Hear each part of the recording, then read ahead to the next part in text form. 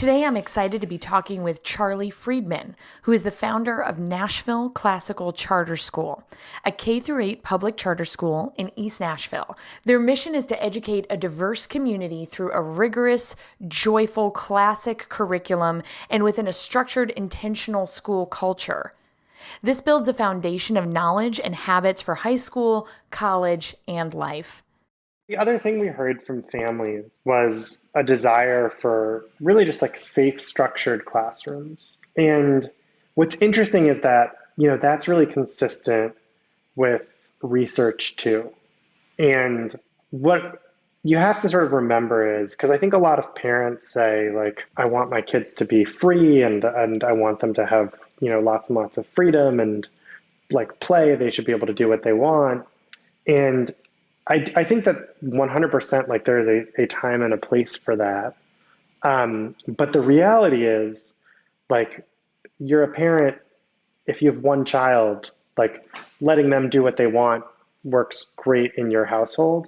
But if you had 25 kids, you'd probably think about it a little bit differently. Sure. And so that's the way that we sort of try to remember it, is like a classroom isn't like just one student. It's a community of 25 students.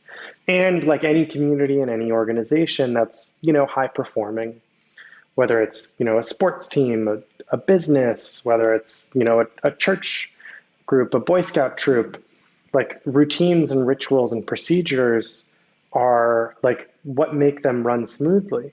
And so we put a lot of time and thought and energy into really detailed, thoughtful routines and procedures that we like roll out to students by saying to them, here's why we throw out the trash a certain way. Watch me, I'm going to show you, how you do it, and then you're going to practice it. And we do that for everything, truly, from like asking for a tissue to lining up in the hallway to taking out your binder. And when you do that, you save enormous time. You free up cognitive load, right? So you're not trying to think about like, hey, do I get up and throw out this tissue now or should I wait till later? Decision fatigue is how I've heard it in the adult professional community, which is why certain people like Steve Jobs wear, the same outfit every day, to reduce decision fatigue, right? Do I throw the tissue away now or later? Right. So we have a school uniform, and it's the same idea that, a 5-year-old can be very independent. They can get themselves dressed in the morning, and it's sort of easier for them to build that habit if they wear the same thing every day. So anyway, our classrooms really reflect that belief in routines and in procedures and intention and structure. And what that does is it makes kids feel really safe.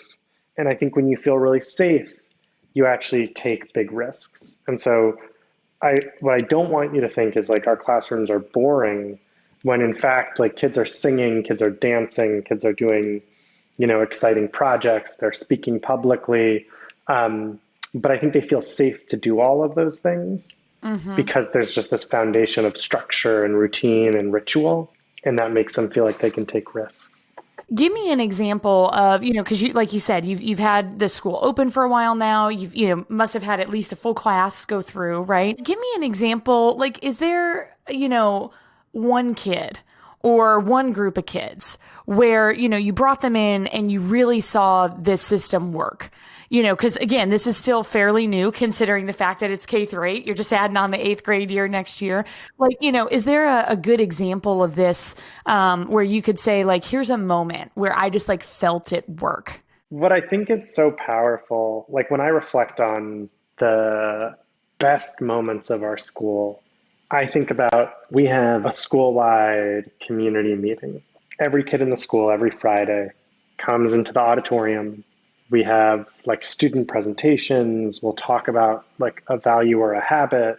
They'll sing a song. And I think the moments when I've been proudest are moments when there's a student who, is shy. Maybe they don't speak English as their first language, or they might have a disability where their speech or their language is impaired, or their vision is impaired, or they're on the autism spectrum. And suddenly they're standing up in front of, 500 people and they're singing for everybody, or they're leading like a school-wide chant or cheer and they're marching up and down the aisle, or they're, it's Black History Month and they're talking about their identity and sharing their culture. And so I think those are the moments that, when I just think about what our school looks like at its best, you see our community, our curriculum, and our culture all, I think, come together. And you see the really powerful things that can happen when those things are all working together.